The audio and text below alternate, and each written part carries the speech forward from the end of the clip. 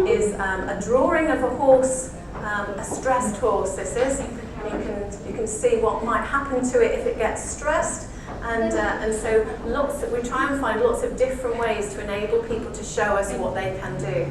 So when we're thinking about the qualifications for the learners, what we're trying to do is enable them to learn in a different environment and then show us what they've learned in a different way. So not in a classroom, not necessarily on a piece of paper, but trying to find different ways of working with people so that they might do some writing with hay on a field, they might do some drawing on a piece of paper but outside somewhere next to the mountain block.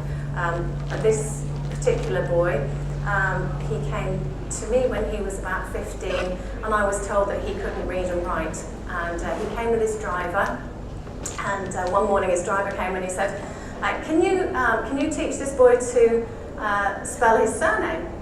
And I'm thinking, oh my goodness, how on earth am I going to do this?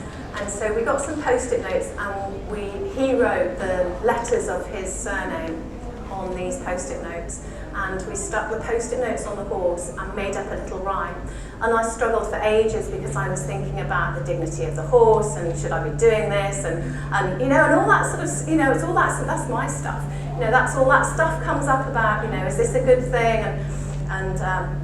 Anyway, he had quite a long surname, and we came up with this rhyme, you know, T for the tip of his ears, and U for under his neck, and N for down to his knees, except knees starts with a K, you know. And so we went through his whole name, and within 15 minutes he was able to remember the rhyme. He'd been with the horse, he was able to put the post-it notes, and we were in the round yard at the time. He was able to put the post-it notes on the round yard in the right order, and then he was able to write the letters on a piece of paper in the right order.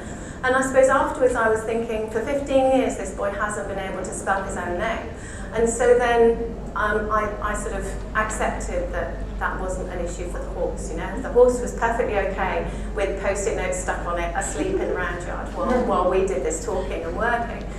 But I think there are times when I think, oh, I don't know how I feel about some of this stuff that's happening with these horses, and sort of using them as a tool in the process, like I said before. So I do try and be mindful of that.